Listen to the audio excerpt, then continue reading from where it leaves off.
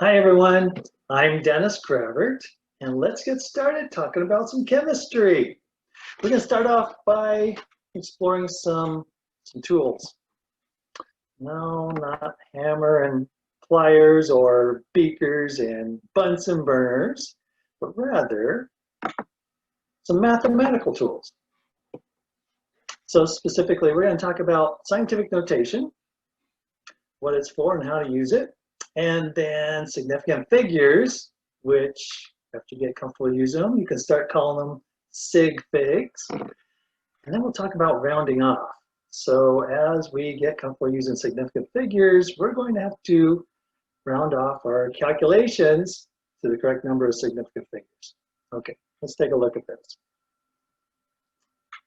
Let's start off with scientific notation. Okay, so you're familiar with regular numbers. As a scientist, we like to put a term, a word, a definition on everything we talk about. So if you're talking about regular numbers, those are conventional numbers. So where's my pen? Come on the screen, please. There it is. So if we got, well, let's just put a number up here, 10,257. Okay, that's just a regular number. I'm going to call it a conventional number. So if you take a test from me, I might ask you to write a conventional number or a scientific number. Scientific notation for a number. Okay, so it's just words to get us comfortable so we understand each other and know what I'm expecting as a teacher. Okay, that's conventional number, just a normal way of doing things. Scientific notation. Okay, so what we're going to do is make it a little more complicated. And in some ways, hopefully I'll explain later, it's actually a better way in certain circumstances. Okay, so let's talk about scientific notation. What is it? Simply a way to express really big or really tiny numbers, right? So most of the time, conventional numbers are awesome. You're comfortable with those. That's how you illustrate a number, write it that way. But when things get too big or too tiny, then we're going to switch over to use scientific notation. And a couple of times we might use scientific notation as well. Okay, first let's talk about the format. If you look down here near the bottom of the screen, we got some numbers already expressed in scientific notation. And what you see here are a series of numbers. The first set of numbers are going to be a number greater than or equal to 1 and less than 10. And all that is, it's just saying we're going to put a number here at the beginning of scientific notation so that there's a digit followed by a decimal place, and then if you need to, add more digits. That's the format.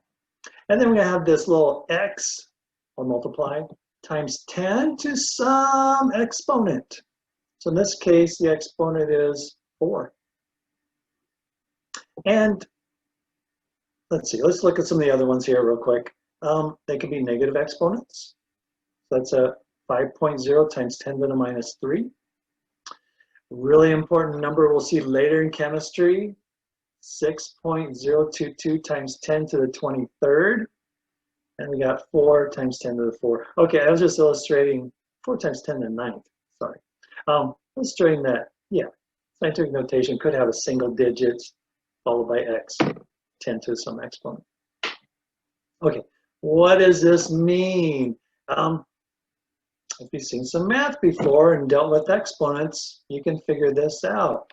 We say 1.2057 times 10 to the 4th power. Well, you can use a calculator, probably be the best way to do it.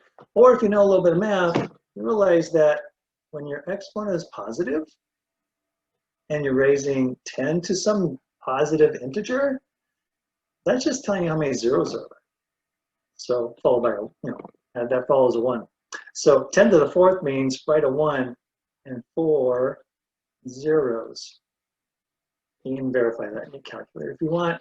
10 to the 4th power is equal to 10,000.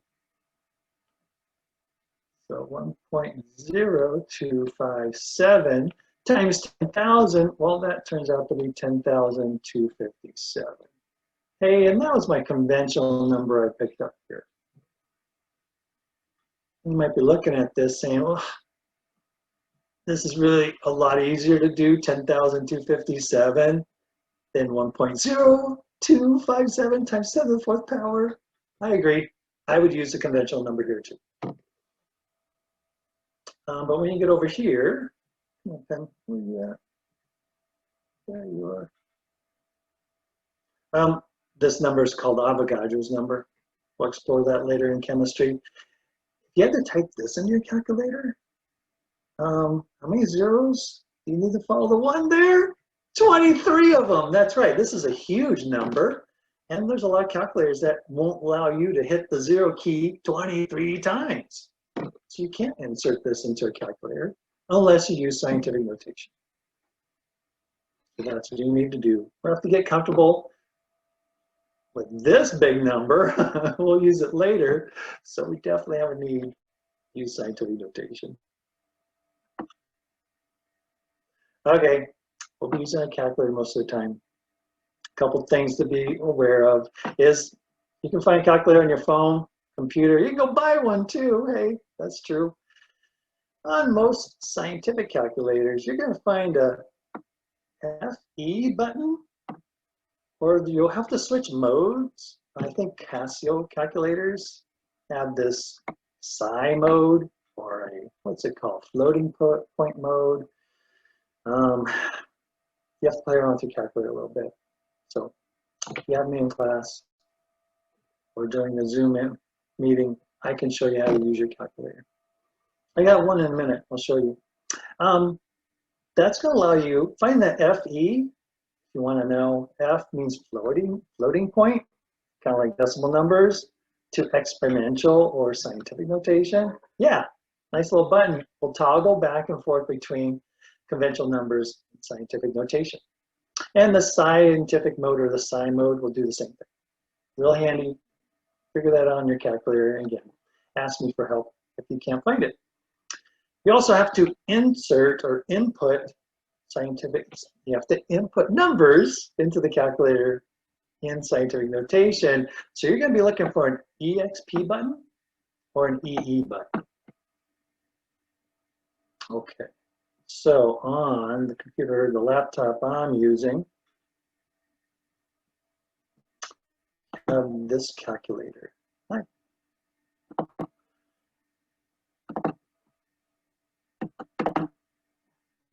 There we go. Okay, hoping that's showing up. Hang on, it just lost.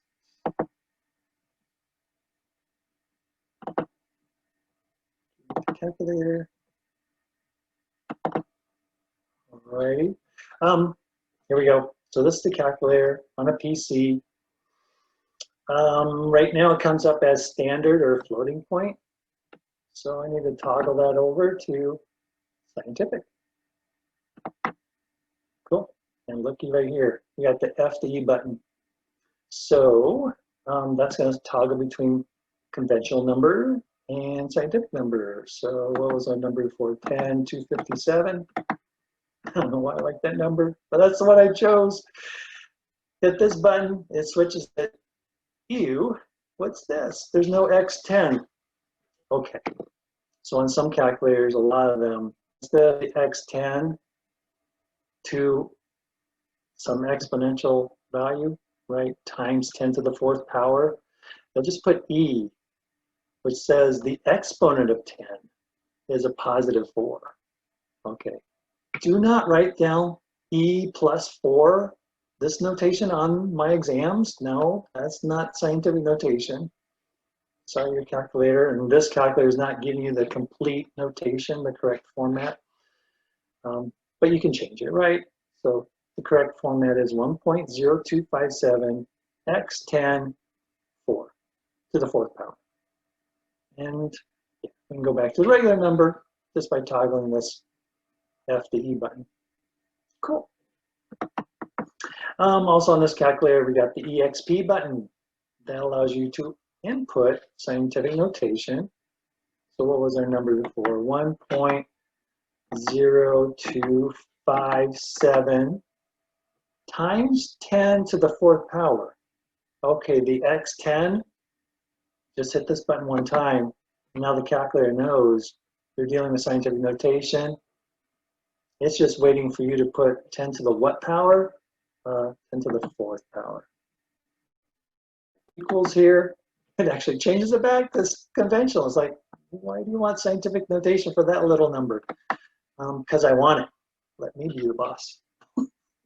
Okay, it's a quick little run through on how this calculator works. Again, email me, or talk to me during a Zoom conference. We'll figure out your calculator. Oh, well, I'm going back to that page anyways. One more thing about the calculator. There is, on many calculators, a button that says 10 to the something power. And if you're really good with math, you can use that. I would advise you to avoid it though. On certain calculations, if you don't do it properly, using this button will give you a wrong answer. I know during some of our later Zoom meetings where we talk about homework problems or the sample test for our first exam, some of you are going to ask me, hey, my calculator's giving me the wrong answer. And my first question to you will be, are you using the 10 to the X button? Don't do that. Okay, that's scientific notation. Moving on to significant figures, or sig figs. What? Okay, definitions. This is science we're talking about, so we define a term right at the start here. What are significant figures or sig figs? Specifically, they're actually just the number of digits that are being used to express a measurement. And the more digits you have, the more precision you're conveying or expressing. So here's my example of why you might want to use significant figures. Let's say I'm a high school cross-country track coach, and I say, hey, everybody, go run a mile. Oh no, let's make them run half a mile. So go run 0.5 miles. And off they go. And my intention is, hey, I need you guys just to warm up. So we got people running through this field, and they're pretty orderly here. This is a good group of people. They're all lying, running in single file. Maybe this person over here is cutting a little bit. Well, they're passing, so no harm in that. But if someone else is lazy, might just say, I'm going to start here and just cut through and catch up real quick. Cut the corner. They're not going to run exactly 0.5 miles. And as a coach, I don't care. Run about 0.5. So I got one number here to express the fact I'm not looking for high precision. Just give me about a half a mile. And that works in this case. Now let's say we're having a competition and we got some people doing the long jump here. And we got contestant after contestant hitting the sand and around here. Like this lady hit, I think you're supposed to measure from where the sand first gets impacted. So right about there. Let's say she she hit here. Well, I'm gonna round off to 6. And then someone else lands right here. Hey, about 6 meters also. This person lands here, a third person. Well, it's about 6 meters. Yay, y'all win first place. No. Don't use one digit, one significant figure. We need to have more precision. We want a winner. So this one, the first one, look, the lady here on the screen, I'm going to estimate that's about, what is this, about 5.6 meters. And if someone landed here, well, that looks like it's halfway between these two. And I think that's 5.9. You can take a look at that ruler, see if I'm right. And then maybe this is 6.2 meters. And now I'm using 2 digits to express the measurement because I want more precision. I really want to know who won this competition, who won the long jump. And that's the person who jumped 6.2 meters. More digits, more precision.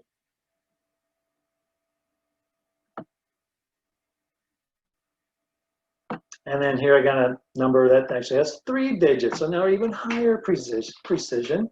And that's the idea. Simply just count up your digits And that gives you a sense of how much precision we have in our measurement. And as a scientist, more is better. Okay, cool. That's a nice, easy rule. Yikes, but this is chemistry.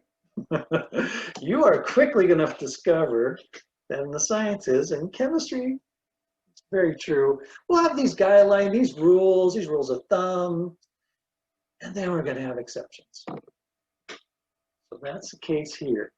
The rule is to count the number of significant figures, just add up all the, just count up all the digits. 5.83 has 3 digits, 3 sig figs. 0.5 miles has 1 digit, 1 sig fig. That's the rule. But then we have some exceptions. Okay, first exception are something called exact numbers. So I have an example here. How precisely do we know the number of eggs in a dozen? I'll go to the grocery store, grab a carton of eggs that contains 1 dozen. No matter which carton you pick up, they will have exactly 12. So we know very precisely how many eggs are in a dozen. It's exactly 12. Well, how many sig figs are in the number 12? 2. That doesn't sound like a very precise measurement. No, but it's an exact number. Really, you can put an infinite number of zeros after decimal place to try and say, look how many significant figures there are. The more precise we are, and we need to be infinitely precise because we know exactly there's 12 eggs in a dozen. Okay, so that's our first exception. If you deal with exact numbers, then you don't say that there are 2 sig figs in the number 12 if we're talking about 12 items in a dozen. If you're talking about a dozen, how many things are in that dozen? Exactly 12, an infinite number of significant figures. How do we know if a number is exact or not? Best idea is to ask your instructor. Yes. But if they're not forthcoming, or if it's the middle of the exam, make a little note in your scratch work saying, I'm using this number as an exact number. And then that'll give you a basis for making, an argument with the instructor if they take off points. Oh boy, I hate grading. But protect yourself in that sense. But here's some guidelines. How do you know if something's exact? Well, things that we can count. Oftentimes, oh no, sounds like another exception. Yep. So we got, oftentimes, if you can count something, that's probably exact. 12 items in a dozen is my example. They're exactly 60 seconds in a minute. That's exactly known. So if you count them up, it's probably exact. Again, check with your instructor. The metric system is exact if you're doing conversions. So 1,000 meters are exactly 1 kilometer. So I know 1 kilometer only has 1 sig fig. No, in this instance, when I say 1,000 meters equals 1 kilometer, the 1 kilometer is exact. It's infinite precision. Infinite number of significant figures. And yeah, it looks like 1,000 has 4 sig figs. A 1 and 3 zeros, 4 digits. No, it's an exact number here. Infinite number of significant figures. There's going to be exceptions here. The first one I thought of was, well, we can count how many days are in a year. 365, is that exact? No, every 4th year we have a leap year, and there's 366 days. So how precisely do we know the measurement? You have to tell me which year we're talking about. Well, I'm not going to do that. How many days are in a year? Well, about 365. 3 sig figs. Not exact, not an infinite number of significant figures. While we're talking about significant figures and exact numbers, I should remind my students in my class that it's really helpful to just memorize these 6. And actually, if you see the pattern, you only have to memorize 3 of these conversion factors. So the first one that's really handy, we'll be using this a lot in a lot of problems. If we have a lab, this will come up to, there's 100 centimeters in a meter. Good number to remember.